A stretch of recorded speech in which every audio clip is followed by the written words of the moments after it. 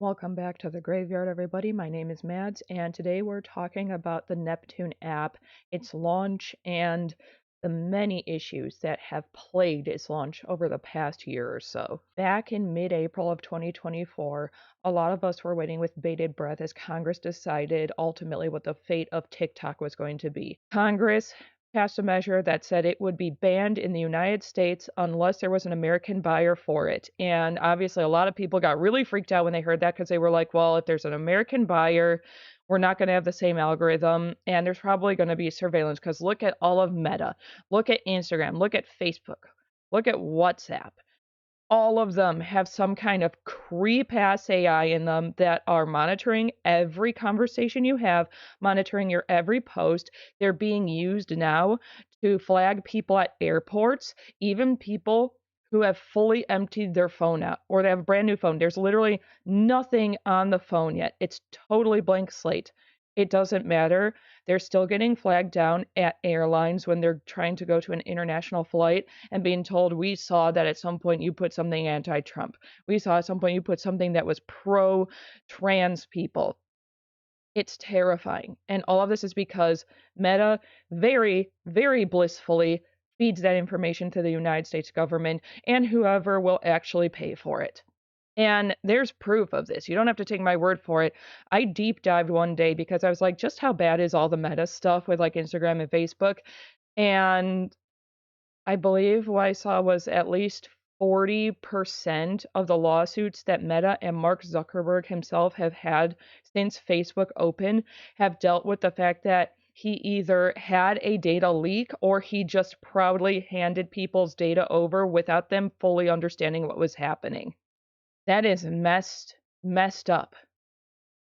Really messed up.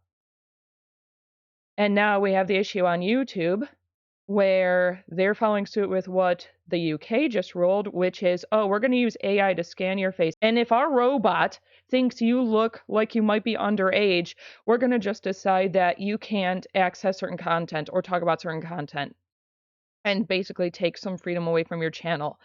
And this is messed up for a huge amount of reasons.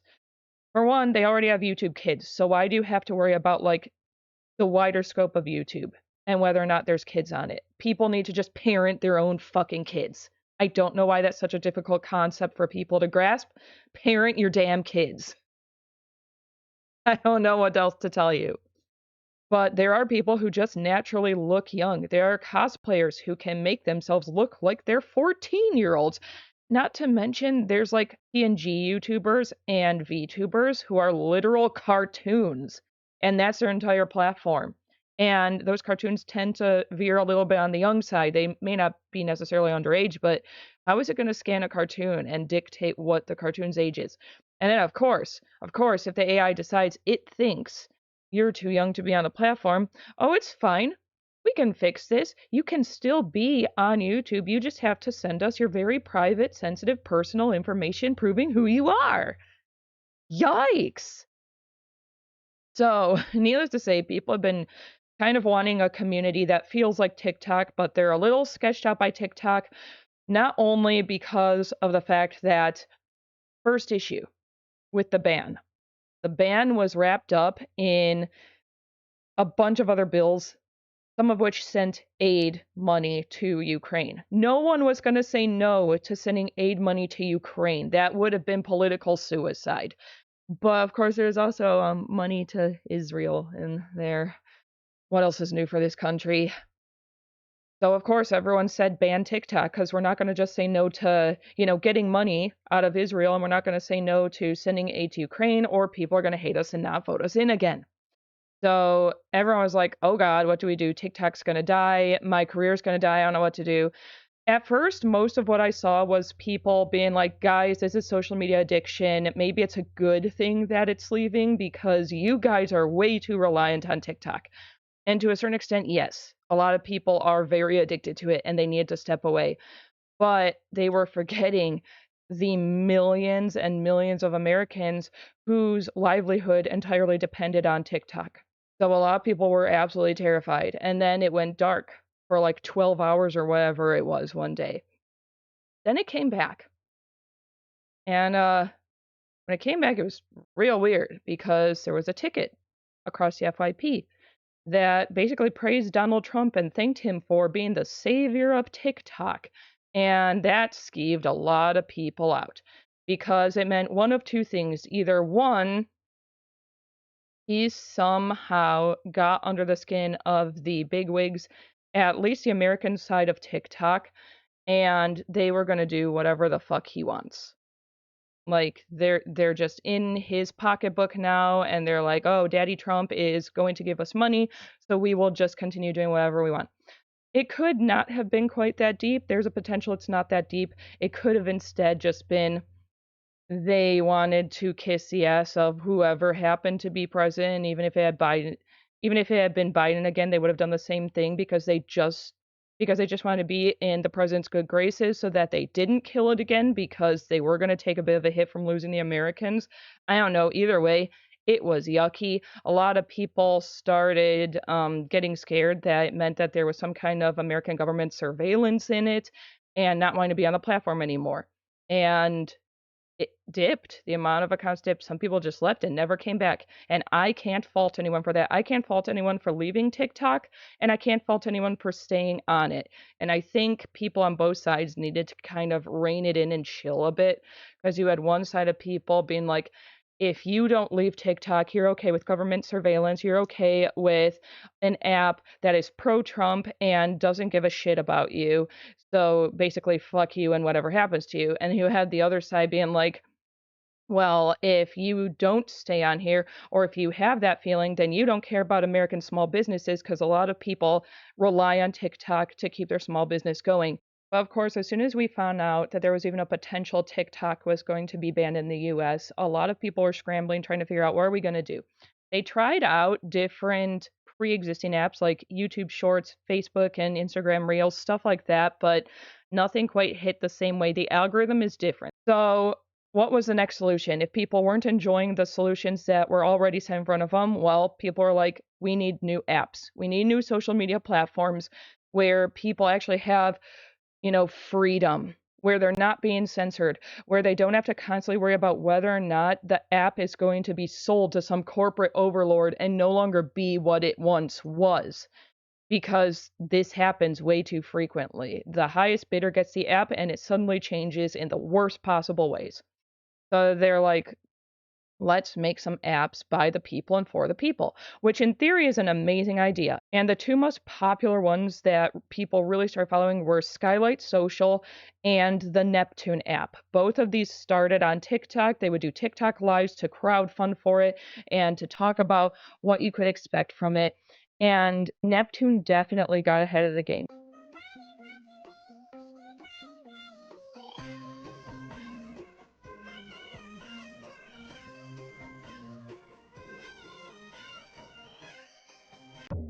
They became the most talked about potential app. And at first, the owner and the guy that does their news and stuff were absolutely amazing at communication. They were constantly letting people know updates and what was happening. And people were really happy. They were like, wow, this really could rival TikTok because it was taking kind of the best aspects of every social media platform that had ever existed, the things people really loved, and trying to remove the things people hated and that bothered them. They were also very transparent. They were like, there's a feature on it where you can remove AI. I cannot fully remove AI because there's generative AI and there's the AI that powers the algorithm. Like, you have no social media without some AI, and they were good at explaining to people the difference between the two. Then we came to like the 1 year mark. We came to the point where they started doing beta testing, and they would let little groups of people in for beta testing to see how the app was performing. This is where issues started to persist because communication got weird. Yes, they were communicating with the same frequency, but they just started kind of repeating themselves instead of actually answering anyone's current questions. And people started getting kind of annoyed. They kept not saying when they were going to roll out. They kept not saying when they would allow new beta testers in. And even when they let beta testers in, they're like, oh, there's like thousands of people on the app right now. And I'm like, I see like 4 people making videos about it. This is kind of strange. And they finally came up with a date. The date comes everyone's refreshing their app store. No one is seeing the Neptune app. And everyone's like, dude, what's going on here? We're sitting here refreshing till the cows come home and we don't see the app anywhere. And finally, several hours later, they get on a live stream and they're like, we're really sorry. The launch date has been postponed because the App Store said there were security issues in the app and they can't allow it on their store until they're fixed, which is a legitimate reason. Like, some people are mad at Apple. Don't be mad at Apple. If there were security issues, it's good that they didn't allow the app on the platform, because they can be on the hook then for all these people getting some nasty virus or, phishing software in their phone because they downloaded a dodgy app that was allowed on the platform, and they just don't want that kind of heat. But my issue was, you've been working at this for months and months and months. You've had multiple rounds of beta testing. And now, on launch day, you find out there were security issues? Hey guys, Ashley and Holiday here. I just wanted to give you a quick update on what's going on with the Neptune app. So as you guys know, if you've been paying attention to what we've been talking about, there were a few features that we really needed to make sure were done to really high standards before we launched in the App Store. And those features were related to the algorithm and the feed, monetization, and moderation. Basically, we wanted to make sure the app was going to work well, function well, so that you guys could actually use it properly and keep you safe. When you're doing things like monetization, you're handling data, and it's really important to us that your data, your content, your information is secure. We ran into some unforeseen bugs and snags on the dev side, and we want to make sure that we are not presenting a product to you that could be risky or that just doesn't work right. So we're taking the time that we need in order to make this right. We should have an updated release date for you guys coming really soon. So do you just not have a security team at all? Who's building the app? Because if these people are as good as you say they are, they should have noticed right away that there were security issues. Also, people have been in beta testing for months at this point. Does that mean all of them were at risk? No one ever addressed that. No one ever talked about that. If they were all beta testing for like 3-4 months, they were sitting there on the app all day long interacting with people, how many of them were at serious risk now because there were apparently security issues the whole time? That is not cool. Worry about the security issues before you worry about the aesthetics of the app. Not to mention, I know a lot of people were panicking because there was a date set for when TikTok was going to go away, and then Trump kept on extending it, and it's basically Schrodinger's TikTok. Is it alive or is it fucking dead? Nobody knows. So a lot of them wanted their apps to be able to roll out before that happened, but the fact of the matter is, guys, apps take time, especially when you want them to be as involved as everything that was going to happen on the Neptune app. You need to spend time making it as great as you say it's going to be. They did not spend enough time developing this app, and they tried to rush the launch twice. After the first round, they fixed the security issues, and they said July 31st, we are fully rolling out. You will have access to the Neptune app even if you were not in beta. So everyone is like, huzzah, it's finally here this time. And I looked, and I was like, by Jove, they've done it. It's actually on the App Store. And I download it and I hit create account, and it instantly says that I need a code. And I was like, a fucking code? What? A code? I'm like, what is this code thing? And I go into my email because I am one of the people that had tried to, like months and months ago, say, I want to reserve a username. And in my email, there's this really strange thing from the Neptune app explaining how I have to go about creating an account. So this is what came into my inbox from the Neptune team. This was on July 28th. Hey there, Neptunians. You've been asking, manifesting, refreshing your inbox like it's your job. We see you, and now it's finally time. Neptune launches this Thursday, July 31st. But before we pop the confetti, let's get something straight. This isn't a loud, chaotic free-for-all. No ad blitz, no paid hype, no clout chasing. We're doing this our way. Invite only. Intentionally paced sustainably, because Neptune isn't here for everyone. It's here for the ones who get it. That, I don't know that I would have personally worded it that way. That sounds, kind of obnoxious, not gonna lie. That sounds very much like you're only allowed in if you're worthy. And obviously, some red flags were already getting raised when people read that because they were like, invite only? What the fuck? Like, how are you prioritizing this? You'll start seeing invites drop this week starting Thursday. More on that tomorrow, but make sure you're on our Discord server. Stay close. This is just the beginning and you're in it. Now, there's a couple of issues with this. Actually, three main issues that we need to discuss. The first one being no one knew it was going to be invite only. They did not inform anyone until a couple days before launch that once the app was live, you weren't going to be able to just download it and use it like you normally would any other app. All right, so I want to touch base with you guys really quick and just remind you why we're doing the rollout this way, because there seems to be a lot of confusion as to why we're rolling out in stages rather than just throwing the doors open and saying, come one, come all. As much as we would love to do that, you guys know that we are a bootstrapped startup, which means we don't have millions and millions of dollars from investors in Runway. Now, those social media platforms who do have millions and millions of dollars, they don't have to start making money right away in order to stay afloat because they have money to pay their server costs right off the bat. We don't. So we have to watch our server costs and watch the users that we bring in and make sure that they are rising at relatively the same rate so that we can break even, pay our bills, and make sure that we don't put ourselves into a bad position from a business standpoint, okay? So that is why we are letting people in a little at a time, okay? This is not to frustrate you. This is not to exasperate you.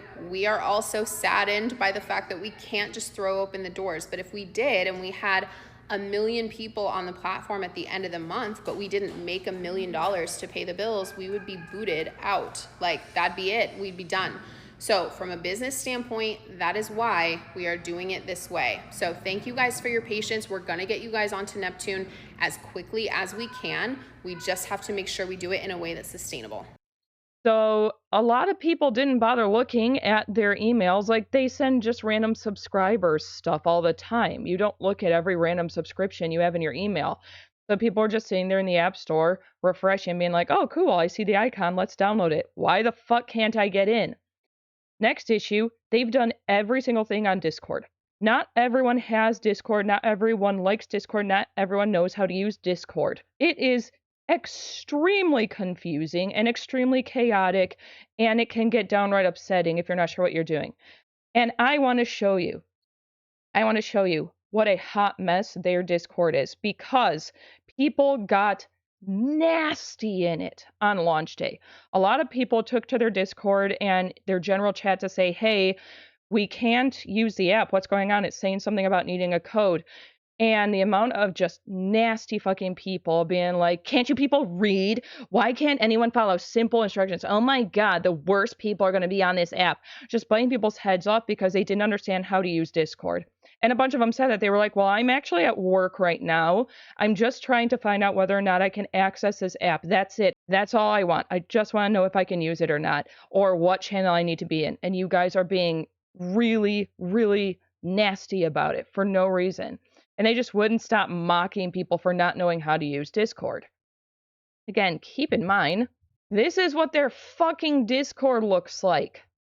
If it is your first time ever creating a Discord account, would you know what the fuck was happening? It's insanity. You can't expect just the average person who just wants to download an app and use it to understand any of what's going on there. And like I said, no one was welcoming. They were all really nasty when people were asking questions and not understanding how to find the channels and stuff. So it was a chaotic mess. So finally people find that they find the correct channel in the server. And it says you have to directly copy and paste the email address for Neptune. Send them an email and you have to exactly copy and paste the subject line. If you even didn't capitalize one letter correctly, it would not work. It would lead nowhere. And then you have to wait after you send the email to find out whether or not you get a code. What the fuck? What is any of that? I've never seen an app do something like this. So convoluted, confusing. rude in some capacity. So then everyone waits and waits, and they're refreshing their emails all day, and they're like, I never got my fucking code. So finally, the CEO gets on TikTok Live again. Again, if you want to know anything about it, do they put it on their fucking website? No. You have to be on TikTok or you have to be on Discord. And if you don't like those platforms, then fuck you. So she's like, oh, yeah, you guys, I was only able to give out a certain amount of codes on day one. We can only let a certain amount of people onto the app. And people are like, why? And she's like, well, we're just a tiny grassroots platform. We can't afford to maintain that many people all at once. And everyone was like, but if there's only a few people, no one's gonna get the benefits you promised them. You promised it would grow people's channels like as quickly as TikTok. You promised that there was gonna be a repost and, like stitching and stuff. You promised that people were gonna be able to get paid on live streams, even if they only had one follower. You could still tip people. We can't even see live streams enabled right now. It's very stripped back and basic. In fact, I'll show you what it looks like right now. So this is what you see when you first get into the Neptune app. That's just lovely. But as you can see, it more or less looks like the TikTok FYP, which is kind of what they promised. That's not a huge surprise. They had been saying that they were eventually going to be able to give you up to like 3 to 10 minute videos, just like you get from TikTok. They said this like 6 months ago. You still only get 60 seconds. That's it. If 60 seconds isn't enough, again, fuck you. And they haven't given any timeline on when you can do longer videos. It's very basic. You've got your typical little profile page right here. You've got your top 6, which they kind of pulled from MySpace and everyone liking their top followers and stuff. The search is very strange. So I thought, like most people probably would, let's just search keywords. Let's just say kittens. All you get is people's accounts. You don't actually get a hashtag. You can't actually search for something specific from what I can see. So how the hell am I supposed to find stuff that I want to watch? I don't want to watch just this random shit all over their little homepage. I want to actually look for something. So this video is kind of dragging on at this point. I think I've talked all the points to death now, but one of the big issues just amongst everyone in social media right now when it comes to Neptune and how terrible their launch has been is the fact that you have two camps of people now. You have one camp of people who have been favored by the people who work on the Neptune app. They're the ones who got into beta testing. They're the ones who have been treated like kings and queens on the platform and stuff that get talked to all the time during the TikTok lives. They've kind of been hyped up over the past year or so. So they are sitting here shitting on anyone who gives any amount of criticism toward Neptune is like, listen, even tiny grassroots social media apps have not been this weird about their launch. And they have every right to feel that way. They have every right to be frustrated by how this launch has gone. You've got them trying to basically dunk on and drown out anyone giving criticism and being like, you guys just only care about your corporate overlords and TikTok and stuff. You don't care about any tiny apps. You don't care about small businesses. Like, no. Stop trying to create these straw man arguments. It's incorrect. You know it's incorrect. You know that we care.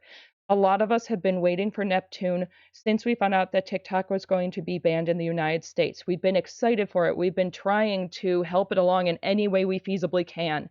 The fact of the matter is, they have not been ready to launch, and they should have been honest about that. Yeah, you're going to lose some people, and I know that's scary because people don't want to wait. They want instant gratification, but it's better to lose those few and keep the majority because you at least waited till the app was amazing. It's everything you promised it to be, and it was actually ready to launch than doing whatever the fuck this was. And then you have another camp of people now that's like, I'm over it. I'm not going to support Neptune now. This is a mess. And it doesn't help that on top of everything I already said. Apparently, yesterday they said, oh, you're going to get access to a code automatically if you buy a Substack subscription. So they're basically buying followers that way. And yikes. Just yikes. This has been kind of an amazing example of what not to do when you're trying to create a grassroots social media platform. It doesn't matter if you're small, it doesn't matter if you take a long time, it doesn't matter if you're low budget. People will generally still be there to support you if they believe in what you're doing. That's just not what has happened with Neptune. I'm going to keep the app on my phone for a while. I'm going to give it a chance. I want to come back in a month because I think in a month they should have had more than enough time to work out any of these bugs and give a better explanation. And you can expect to hear back from me then. But until now, it's a bit of a hot mess, and I understand why people are upset and frustrated. But till next time, do something that makes you happy today, so long as you're bringing harm to no one else in the process, and I will see all of you again soon.